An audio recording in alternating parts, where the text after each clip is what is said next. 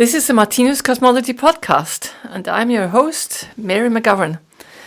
This is a podcast based on the works of the Danish spiritual writer Martinus. And my guest today is a new guest, Lasse Vogelsang, who's here for the first time. Welcome, Lasse. Thank you. Lasse is one of our newer lecturers here at the Martinus Center in Klint, Denmark. Perhaps you'd like to introduce yourself, Lasse, and tell us a bit about your background. Yeah, I'm 47 years old. I met Martinus about 30 years ago, 92, and I started out reading on my own in Livets Bog, and started coming here at Klint, where we are right now, Martinus Center Klint, 20 years ago. And you work with IT? Yeah, that's correct. I've worked in the private sector as an IT consultant, and as an IT developer, and became a manager at some point.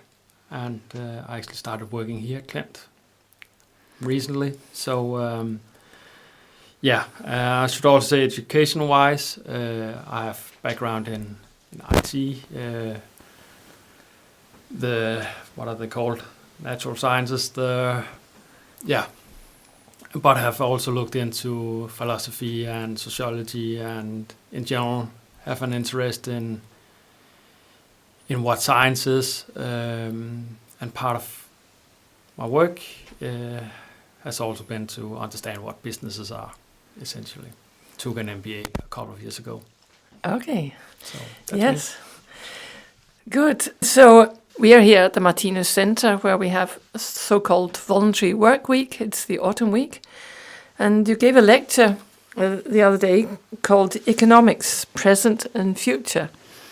And I thought that would be a good subject for our podcast today, because Martinus has dealt with this subject mostly in the first volume of Livets Bog, the Book of Life, chapter 4, where he talks about the future of society.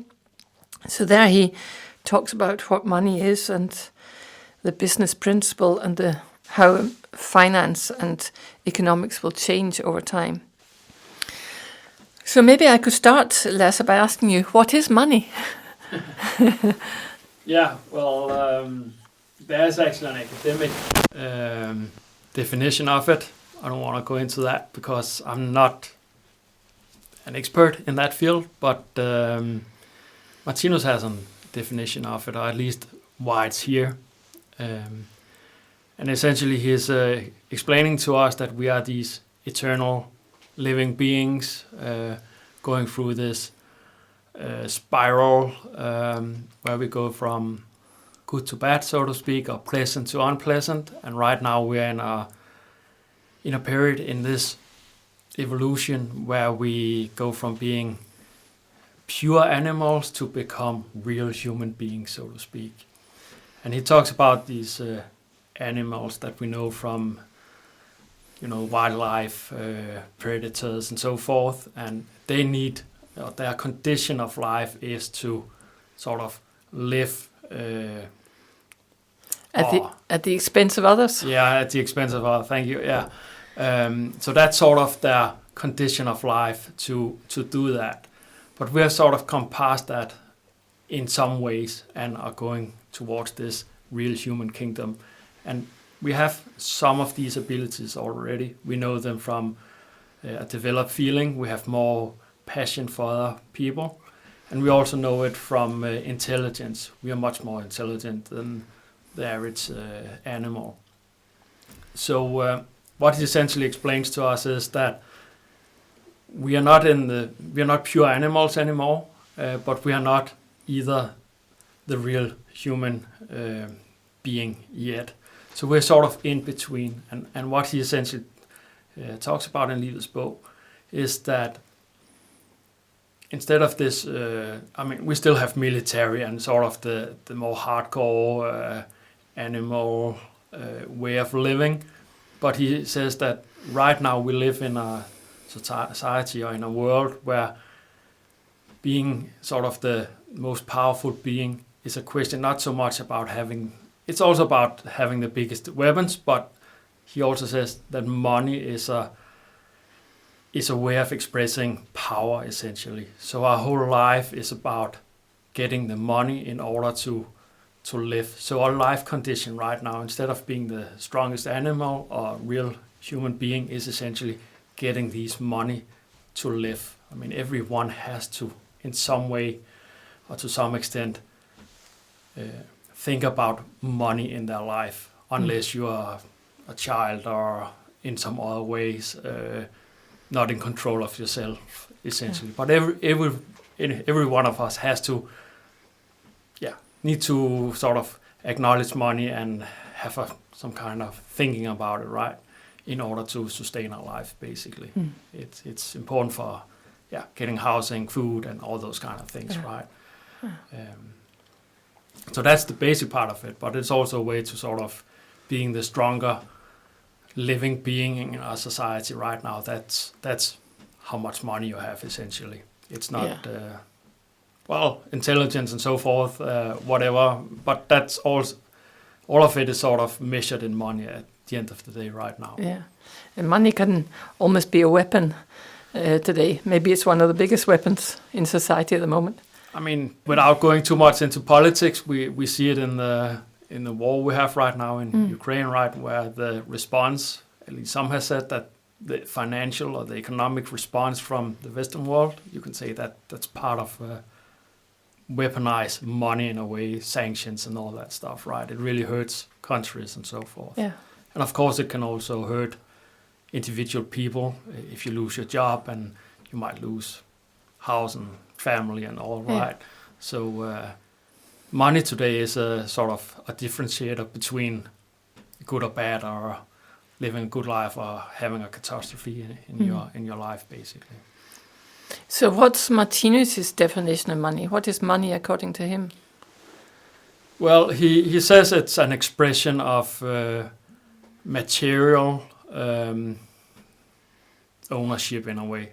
That's not the exact word he's using, but it's essentially an expression of material matter or stuff, what you have, essentially.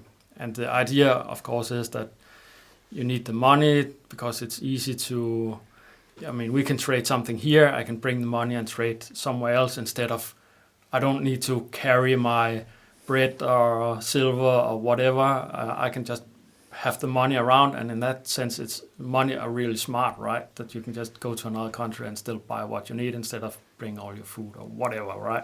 Yeah. So instead of having all these naturalistic economy, essentially, that's really smart, right? So it's a convenient means of exchange. Exactly. Yeah. Yeah. But the money is essential. So the money becomes a symbol for something you can get. You can essentially get something for your money, right? So it's an expression of. He says something like material, part of the material world, essentially. You can express what a house is worth with money, and then you can start trading your house with someone else who has gained money for whatever they have gained the money from. Yes. So it's an expression also of material power in a way. Yeah. That you have the money. It enables you to do something in the world that you have money, and if you don't have the money, you can certainly feel that there's stuff that you cannot do in the world because you simply lack money. Yeah. And we also see it in a lot of discussions, right? If you want to do something, it's a lot about, do we have the money or not? Yeah. And sometimes you can also think about, what about all the talent you need and the people you need and all the other stuff? But a lot of time it comes down to, do we have the money to buy the resources or the people we need or whatever you need to do, whatever you want to do. So, yeah. Yeah.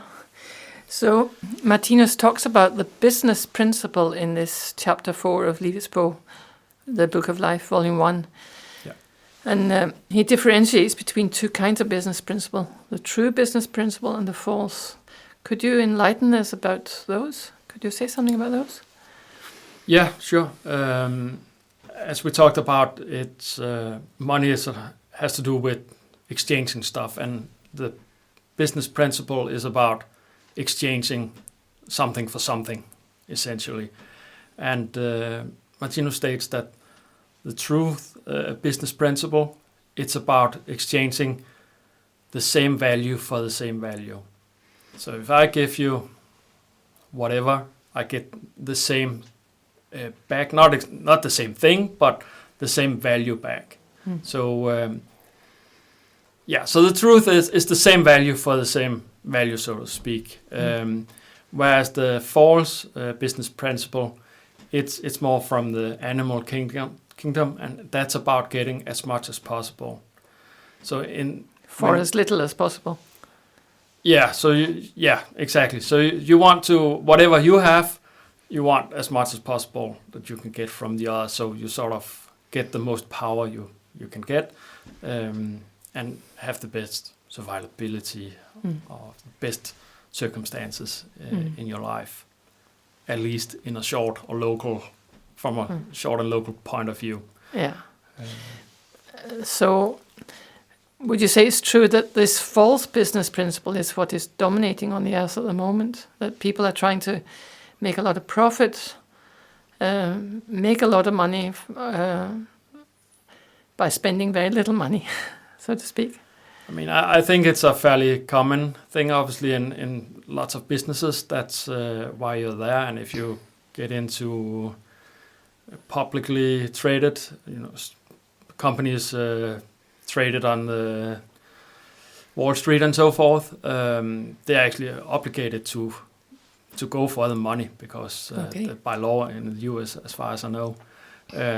So it's definitely a big part of our society, and even people who, if you have the ideal of not wanting more money than that you give away, or the same value for the same value, even in that case, you need to somehow, you can not completely avoid it because it's so difficult these days to figure out what things are worth. Yeah. If you have a house and what is the price for a house essentially? Yeah. What is a fair, if you want to sell it or buy it, what is the fair price for that? And right now it's a lot about supply and demand, right? Yeah. And how much money can you get? What is the market price? Those kind of things. And what kind of value is that essentially? We see right now that gas and electricity and those kind of things, they go up and down, right? And it's not because things become more or less expensive to gain or produce. It's just a question about there are less of it, so the demand and supply changes, so there are high demand and supply, and then prices goes up, right? Yeah. So these market forces are to some extent defining or determining the prices of things. Yeah. And you can say, so it's relative to how much money you can get for what you have, unless you have some kind of ideal that kicks in. And that's not really that common, I would say. No, I see it in the musical world. I was originally a violinist. If you want to buy a Stradivarius violin today, you can't pay for them. I mean, they cost so many millions that they're owned by banks and insurance companies. And if you're lucky, you can borrow one. Some people do own them, but they cost so much they're unreachable for the ordinary young musician, for example. And Stradivarius himself lived in poverty, and he died in 17-something. So this value is something false that's been created over the centuries. So, so what are things worth? How do you work out what things are worth? I would like to answer that, but before that, I should also say there are exceptions, right, from that. We see Red Cross and those kind of non-profit companies and so forth, where it's not, to a lesser extent at least, this whole thing with the business principle. Yeah, it's more idealistic. Yeah, in a way, right? Yeah. Anyway, Yeah. So how do we figure out what things are worth? There are a few components to it. What Martinus is saying, and now we go into more of the futuristic stuff because it's. I mean, you can get inspired by it, but how far you can take it in practice, that maybe we can discuss that later. But let's go into what he says actually. So right now we measure a lot of things in money, right? And he says in the future we will start measuring value in work hours.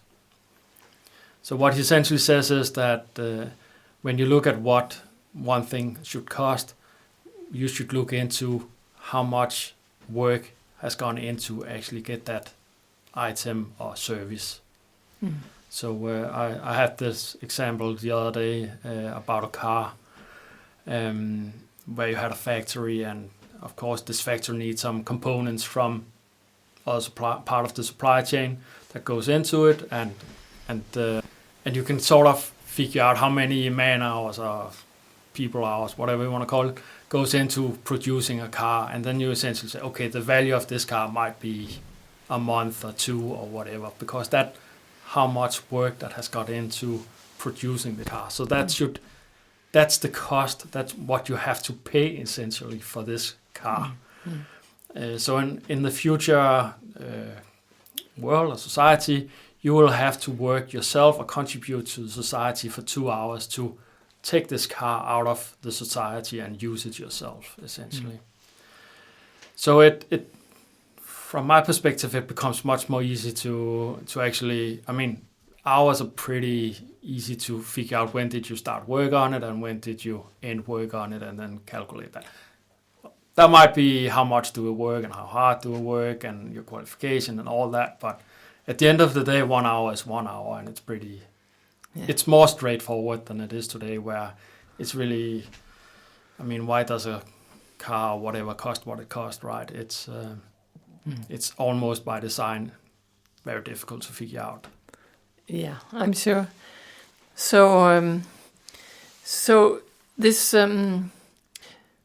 I know from in Liebesbow 1, chapter 4, he talks about work receipts, that the work you do will be put on some sort of work receipt, which I guess will be electronic, maybe like a bank card or something. Like, so the amount you contribute to society will be on this card and give you access to what you need from society corresponding to what you have contributed. Making allowances for childhood and old age and illness, he says, if I remember rightly. So it's a completely different system than we have today, although there have been some experiments around the world with this, with varying degrees of success. Yeah, I don't know about experiments actually around the world. I don't know much about them, but no, I think you can. It's not really out there, right? But I think you can get inspired by it anyway. This idea of having equal for equal or the same for the same thing, right? Yeah. And at least say, okay, if I'm in a situation, what is fair here? One thing he talks about is this normal existence, I would translate it to, where he talks about how much do you actually need in your life. Yeah. And he has some examples of, do you need 4 shirts or 100 shirts, where he says it will be fair and normal to have like 4 or 5 or whatever the number is today. But having 100 shirts or 100 shoes or something like that, that might be too much, right? So I think in those terms you can start to think, okay, how much do I actually need? How much money do I actually need to have sort of a decent or fair or normal existence, as he would call it. Yeah. And I think more and more people actually start thinking about that and not working hundreds of hours or long hours and start having part-time jobs and do other things and say, okay, I don't need whatever materialistic thing is the big thing right now. I can do with less, but then I have more spare time and things like that. So I think it's out there in some ways, but of course in this pure everyone only pays with hours and stuff, that we are not there right now, and No. there's a long way, I think. But I think this has changed a lot with the corona situation. There's been an enormous amount of resignations since the corona pandemic. People have decided they don't want to work in the way they did before. They like being at home some of the time and this kind of thing. So things are moving, things are changing. People are becoming aware of other values.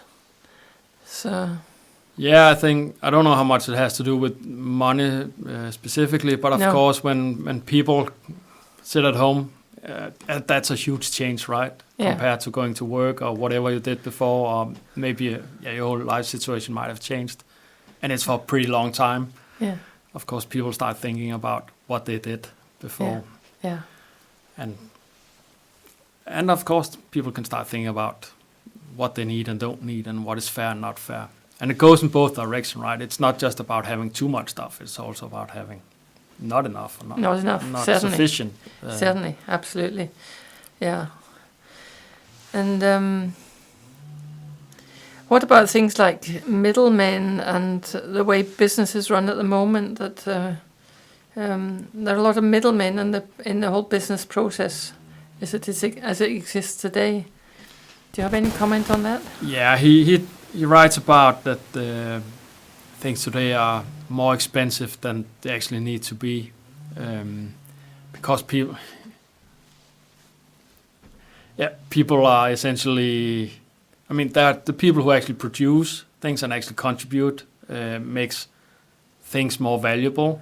That's one thing, but there are also people we see where their job essentially is to move one, resell it essentially, right? And they don't really contribute with additional real value. That's my words.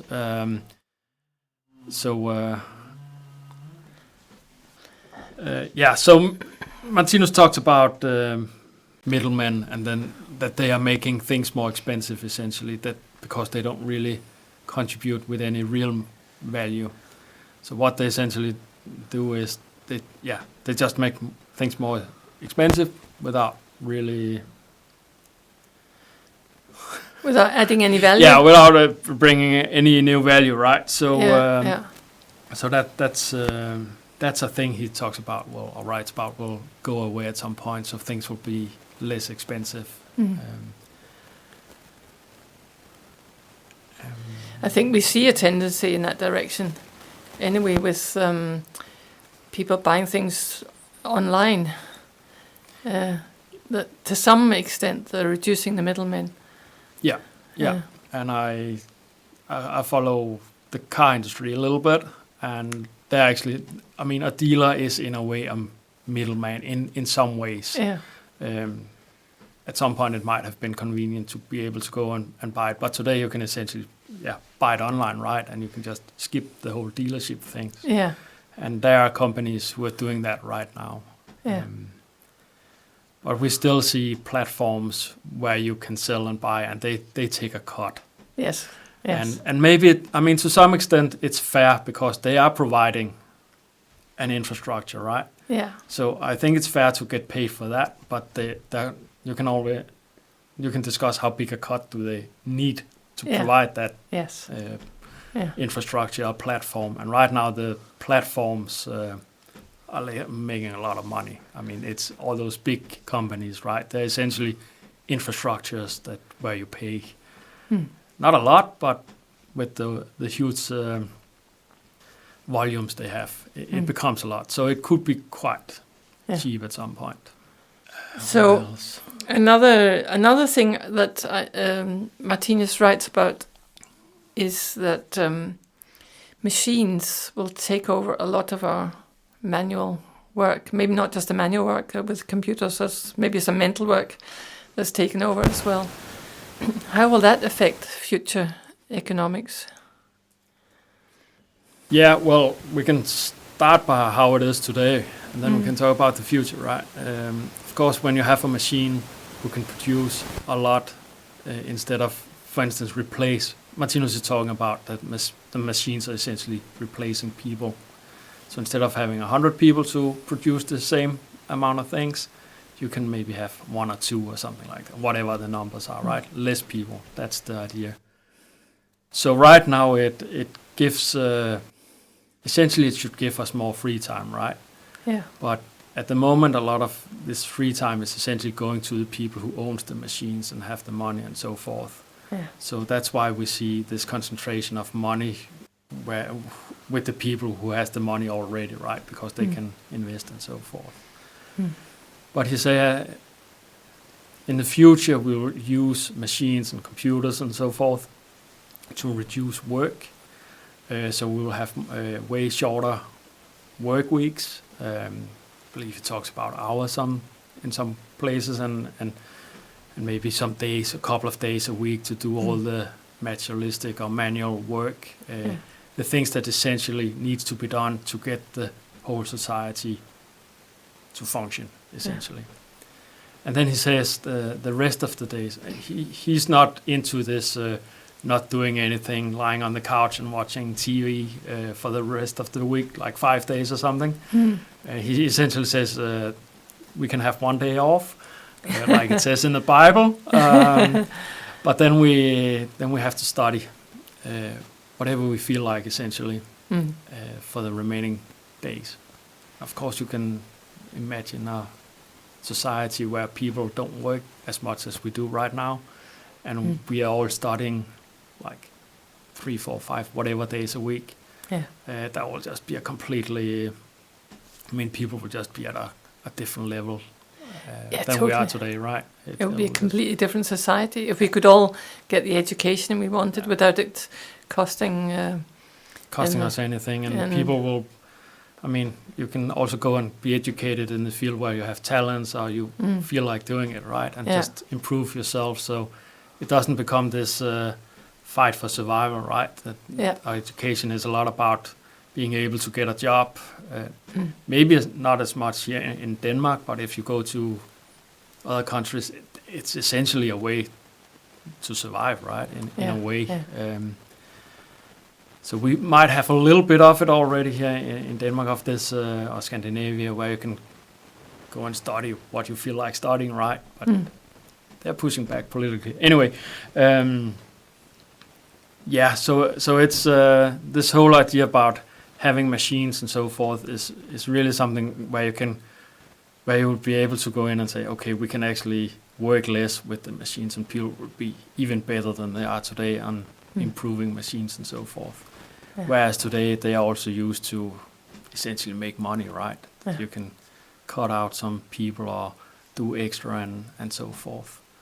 But I can see before me an enormous development of talent if people get the opportunity to study what they're interested in, and at the same time get the equipment they need. If you're an inventor, if you're an artist, a musician, or whatever, if you're an IT man, you'll get all the access to the best equipment and so on. So at the moment, what you study is very much determined by what you can afford to study. So and that would be you already see it in some organizations already. There's an interest in giving people a job they feel like doing, right? Passion might be too much to say, but you really want people to work where they are happy with work. That's something we already see today. Sometimes the motivation might be that you can actually get the employee to stay in the business and not leave the job. But I think there are some human touch to it as well, somewhere in this more cynical view on it. That we know from a practical point of view that actually giving people what they feel like doing, to some extent at least, give better results in some ways. So it's already out there in the world today. It might come from a little bit of a different place, because it might be a business interest to get the most out of your people, and this is the cynical view, right? You try to make people happy because they produce the most and so forth. But there are also some good stuff in there, right? Instead of just giving people the big whip and say, go fix, right? So Yeah. But of course, later on, it will be much more of a. It will be a genuine. I mean, Genuine. Genuine. Thank you. Interesting, making sure that people are doing well. Yeah, yeah. They're happy doing what they're doing, and yeah. And also, this he also has an idea about that today there's a lot of companies and businesses in the world, and in the future states that will be one big company in the future. And if you are in a company today, you're not interested in having unemployed people or people who don't do anything, right? Because, I mean, we talked about the middlemen who didn't contribute, and this is not to be pushing on people who don't work, right? But if you don't work, you don't really contribute with value, right? And that will also be of a huge interest to have everyone involved to the extent you can. Of course, children and people who are sick and people who are old are not included, but having everyone involved with the best they can contribute with. Yeah. I mean, we also see today, right, that people are working with things where they, in the best scenario, they might be able to contribute with even more than they do, right? Yeah. But for whatever reason, it doesn't happen. But that would be like it is in a company today. I mean, you want to try to get the best thing out of people, not necessarily by taking advantage of them, but just getting the best out of whatever they come with, right? Because why shouldn't you do that? Yeah. I mean, it's not to exploit people or anything, but it's just, why not? I mean, and that would be one of, Martinus states, that would be one of the finest jobs for the future world state, to be able to make sure that everyone is where they, on the right shelf, in a way, right? Yes. And it would even start in childhood, where people would be on the lookout to see what is this child talented at, where does he need help, where is there a special talent that we could help develop, and so on. Yeah. So even from an early age, people would be given opportunities. I saw it a little in the sports world, that they began to look at the physiology of children and young people and say, well, he's well designed, he's well built for running, and she's well built for the high jump, and so on. So they were looking at different physiologies to see which suited which sport best. But I think one will look at people's talents for all sorts of things in that way, and see how one can help them, and of course bring up talents that they don't have so much of and would like to develop. So, I totally agree, and maybe today will be a little bit controversial in a way to put people into boxes. Yeah, absolutely, and that's not the intention. No, not at all. No, I just saw it as an example that one was already beginning to see, well, where would this person fit in best and actually be happiest? So Martinus talks about various things that are going to happen. He talks about the evolution of a world state that will possess all the power. So the power will not be... there'll be no superpowers, there'll be no struggles, no fighting between different countries, but there'll be one international world state. And the way the world is at the moment, we can see we are not there yet, certainly not there yet. And he lists a number of points that are necessary for this world state to come about. For example, the dissolution of private fortune, where money is built up in one corner of the society and is lost to the rest of society. We talk about the haves and the have-nots. So, maybe you could comment on how this is going to come about, this new world state, and how the financial situation will look in this new world state. Yeah. I mean, he talks about having private fortunes, and this might sound crazy for some people in today's life where it takes up so much space, but that's what he says, right? Or states that at some point the values will become part of the state, essentially. It will own everything, and we'll, in my mind, I think we'll borrow things.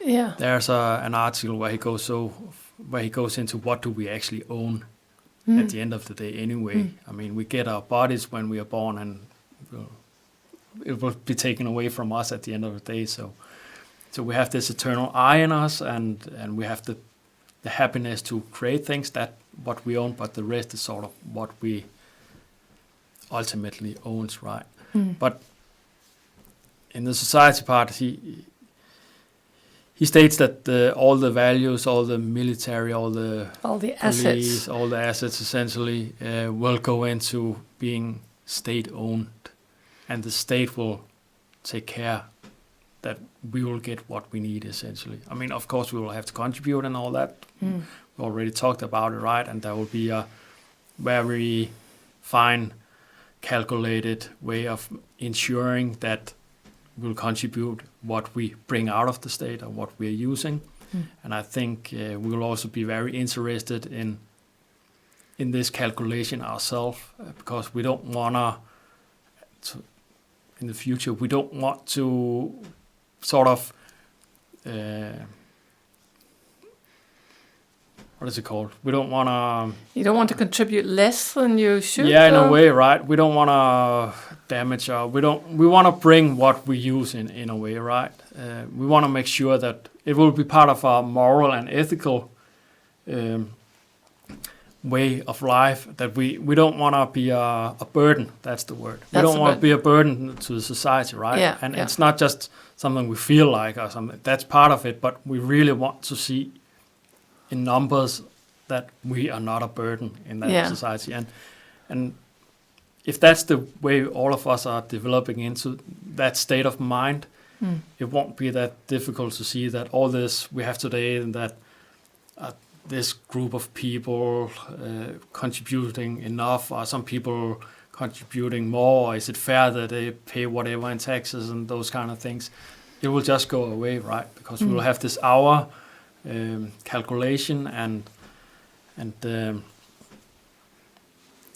we will get what we contribute with, essentially, right? So, and the state will be where all this calculation goes on, and will make sure that, I mean, we already have very advanced logistics, so we people are fairly predictable, right? So it's fairly easy.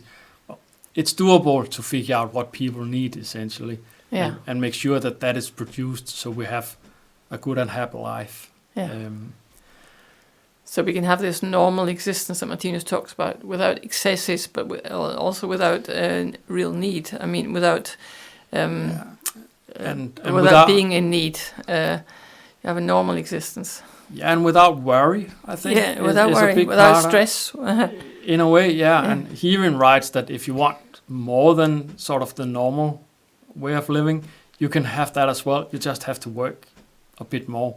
Yeah, so maybe a few hours. You really need those 5 cars, okay, you can have them, right? But you have to work for them, or whatever you want, right? 100 shoes or whatever, right? So it will become a completely different society in that way. So the society or the state will take care of us, right? But right now we don't have this world state. We have nations, and those nations are like, Martinus describes them as individuals, right? And we don't really have the same kind of international order as we have within the nations. I mean, if we go into the countries, we have a state, a national state, and we have the police and so forth that has some power to make some kind of law and order in the countries within. But among the nations, we don't have that yet. He literally states that that's like the Stone Age, essentially. Yeah, we have no world police at the moment. We have no world police, and so we can't stop people if they invade other countries or whatever. Yeah. I mean, we have the United Nations, right? But they really don't have any power. If one country wants to invade another one, it's really difficult. I mean, we don't have a world state that can go in and say you cannot do that, or bring up if one nation feels like they should own some land or something. I mean, if that happened with individuals in like human beings, I mean, we will have some kind of law and order where we could figure out, okay, that belongs to one person and not the other one, and so forth. And there's a law and order. Yeah. But within nations right now, we don't have that.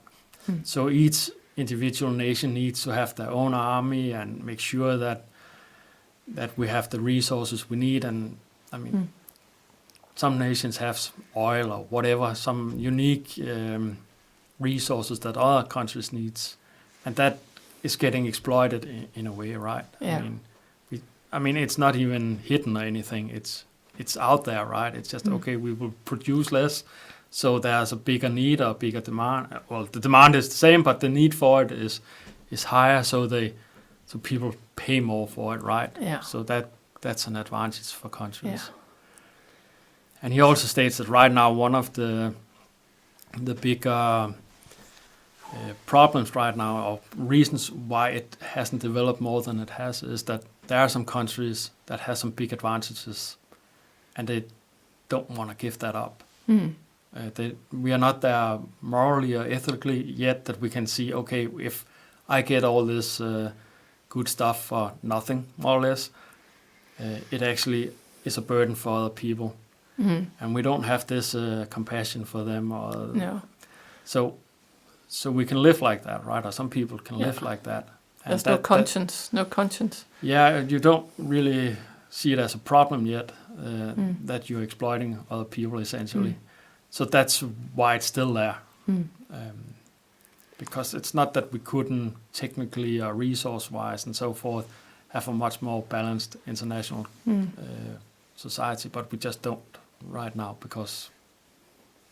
But don't you think this will change because of the law of karma, that if people are exploiting others, that energy they're sending out will come back to them, so they themselves will be exploited, and then they will... I'm saying, but it's also us. They will feel what it is to be exploited, and the more you experience that, the less you will have the heart to exploit others. It can take maybe many lives, but and it's such a habitual way of thinking in world culture at the moment that if you exploit others and you make an enormous profit, you're a really good businessman, and it's going to take quite a lot to change that. Yeah, that's what he states, right? That, I mean, kind of go back and forth until you have learned it, essentially. Yes, yeah, exactly. And, I mean, you can go with some theory if you have the experience that you need to understand that theory, but if you don't really have the experience to actually figure out that you're exploiting someone and it's hurting someone else, if that's not part of your knowledge, then the only way that's what he states, right? That then you need to experience it yourself. Yeah. And then, of course, it will adjust over time. Yeah. And the more experience we get in these different fields with war and financial situations and all that, it will contribute to the development of this world state, essentially. Yeah. And Martinus predicted that the United Nations would grow and become this the basis for this world government that he talks about will evolve over the... Yeah, he talks about... He doesn't put an exact date on it, but he talks about the world government adopting the Christ principle in about 500 years. That's the closest we get to a sort of figure. So on the Christ principle, I suppose that means principle of neighbourly love, the principle of forgiveness and so on. So I guess this world government will start to form as something imperfect and improve. But if we get to a point where it's based on neighbourly love in 500 years, yeah, that sounds optimistic. A completely different society. I think UN already has human rights and those kind of things. And if you read some of the writings they have about how things should be and how people and nations should behave, I mean, all the thoughts are more or less there already, right? Yeah. So it's the theory or the thinking is there, Yeah. but it's doing it in practice. Yeah. And that just takes some time sometimes to get it right. Yes. And yeah, Martinus says it's 500 years or something, right? Yeah. So things are going faster and faster in a way. Yeah. Things are really accelerating. Yeah. And partly because of weaponry. I mean, the weapons today are so horrendous. They're so efficient. So people can suffer very much, very quickly. They can lose everything in a second. We have drones flying around, destroying buildings and all sorts of things. So the suffering is intense, very quick. Yeah. So, but all in all, it seems like Martinus is offering a very positive view of the future. We can maybe be a bit despondent at the moment because there are the haves and the have-nots. There are the super rich and the super poor. There are people who have nothing and people who have more money than they will need for several lifetimes. So, but according to Martinus, this will all even out at some point. Yeah, and he also states that we can start working with ourselves, right? And we can make our own happy life in a way.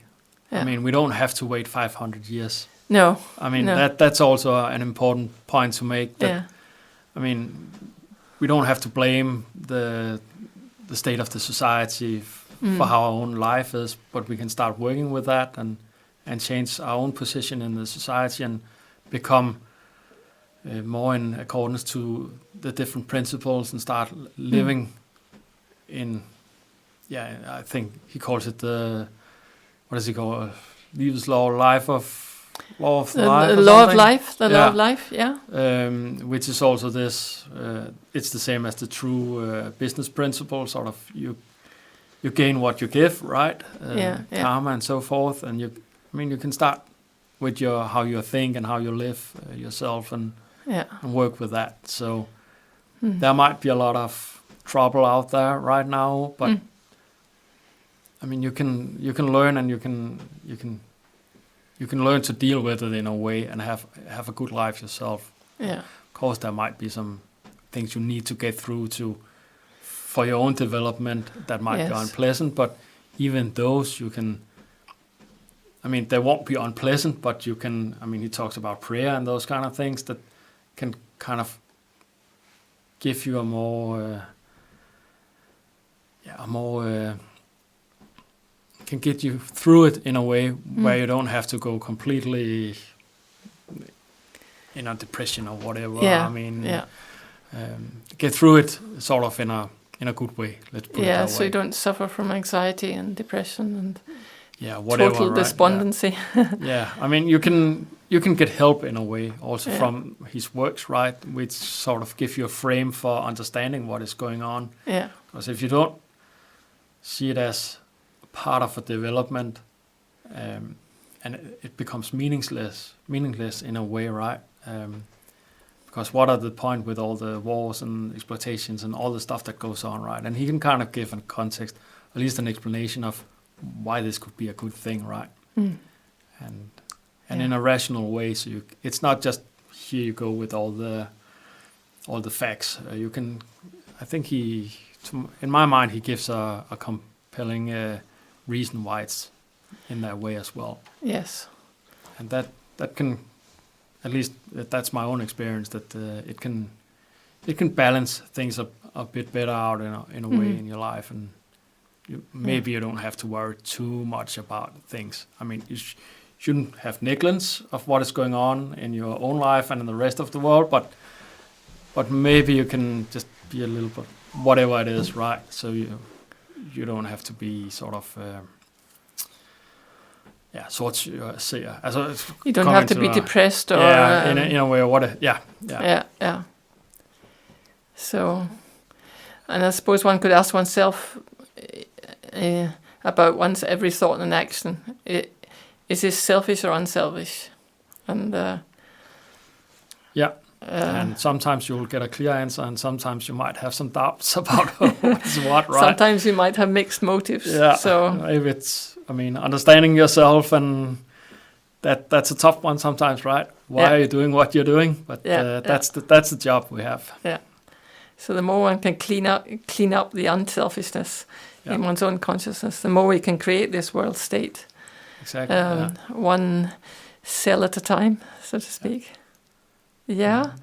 So, if anyone's interested in learning more about this future world state and the future of world economy, then I would really recommend reading Live's book, The Book of Life, Volume 1, Chapter 4, and you can find it online on martinus.dk. Thank you very much, Lasse Vogelsang, for guesting our podcast today. Thank you. I hope you'll come back another time. Thank you. I'll do that. That's all for now.